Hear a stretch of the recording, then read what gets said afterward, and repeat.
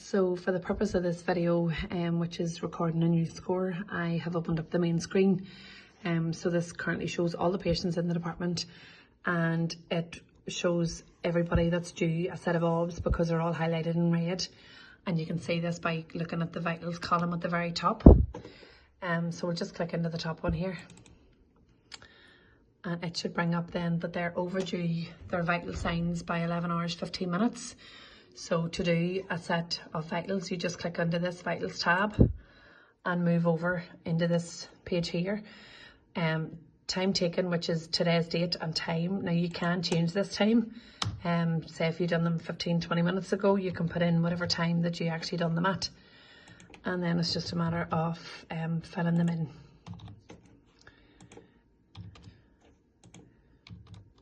Oh.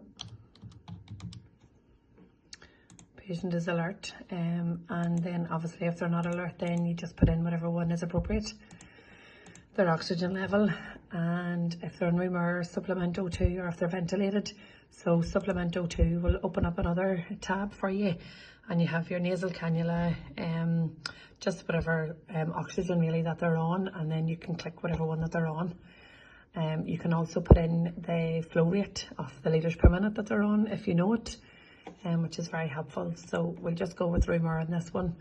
We'll say the patient's lying.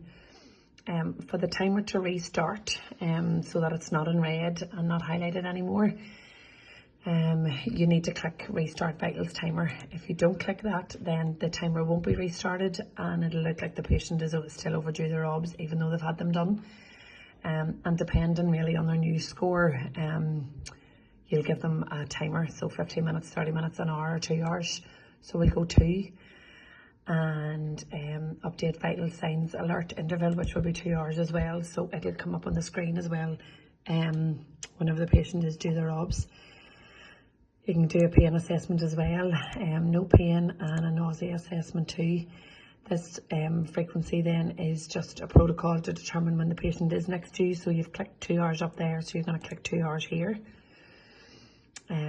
And this is a breakdown really of your new score. So RESPs, they got a 0, SpO2, they got a 0, oxygen score, they're not on any, blood pressure got a 0, pulse, conscious, and temperature. So obviously if your recordings was all, you know, if they were scoring high respiratory rate, this would be 1 or 2, etc. And then you're clicking accept. And then you'll see the patient's OBS come up in this wee column, and everything is all within normal limits, and there's no alerts up here on your screen to say that the patient is due another set of OBS. You can then check a previous set of OBS. So you'll go to this wee arrow over here on the right hand side of the screen, and you'll click down to flow sheets, and it'll open the patient's more or less their news chart really.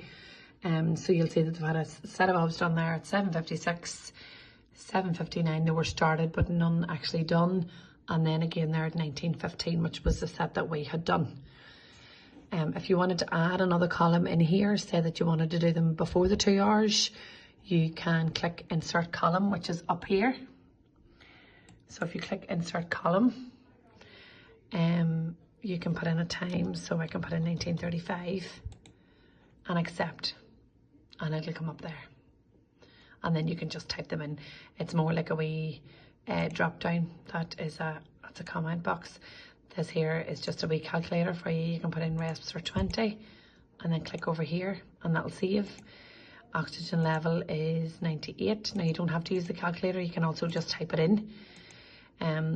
If you hit the wee magnifying glass here for like supplement O2 therapy, it'll bring you a drop down box, so you'll just click room air and then you can just type in their blood pressure. You don't always have to use the wee calculator sign at the side. And then the same for their heart rate then too, you can just type it in. For their conscious level then, it's a drop down box, so it'll be alert, and then their temperature you can type it in too. And then that all saves as well. And you go back to the ED narrator, and that'll be their second set of OBS in that you literally just done there at 19:35, and they're in the patient's ED narrator too.